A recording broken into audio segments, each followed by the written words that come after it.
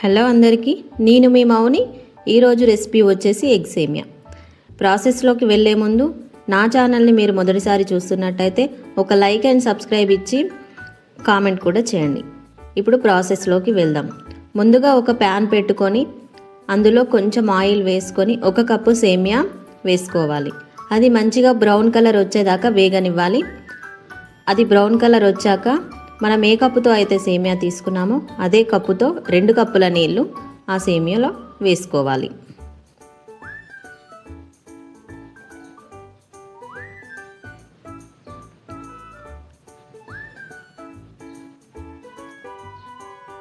ఇప్పుడు అందులో కొంచెం సాల్ట్ వేసుకొని అది 70% ఉడికిందో లేదో చూసుకోవాలి.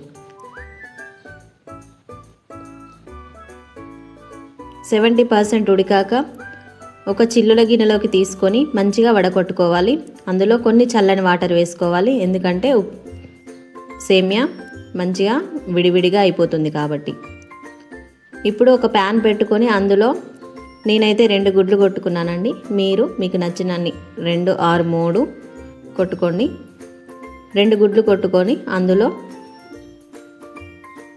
కొంచెం పసుపు, ఉప్పు, కారం వేసుకొని వెంటనే కదపద్దండి. కొంచెం సేపు ఒక 2 మినిట్స్ వెయిట్ చేయాలి. అప్పుడైతే మంచిగా వస్తుంది, లేకపోతే అంత ముక్కలు ముక్కలుగా అయిపోతుంది ఎగ్.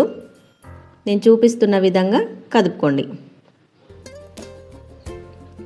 ఇప్పుడు దీన్ని ఒక ప్లేట్లోకి తీసుకొని పక్కన పెట్టేసుకోండి.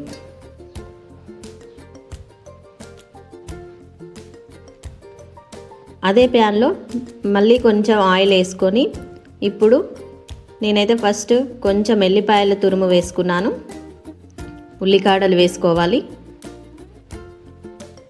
ఉల్లిగడ్డ, కొన్ని బీన్స్, క్యారెట్, బఠానీ వేసుకొని మంచిగా కలుపుకోవాలి.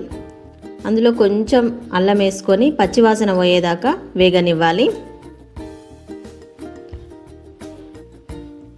పచ్చివాసన పోయాక అందులో కొంచెం పసుపు, ఉప్పు, కారం వేసుకొని కొంచెం మీకు నచ్చితే మిరియాల పౌడర్ వేసుకోండి, లేకపోతే స్కిప్ చేసేసుకోండి.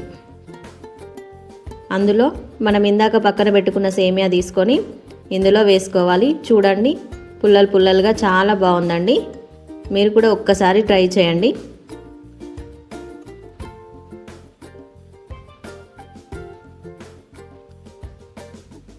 ఇప్పుడు ఇందులో ఎగ్ కూడా వేసుకొని మరొకసారి కలుపుకోవాలి.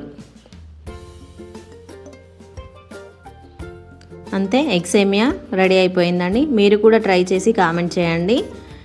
నా ఛానల్ని సబ్స్క్రైబ్ చేయండి. Thanks for watching. బాయ్ అందరికీ.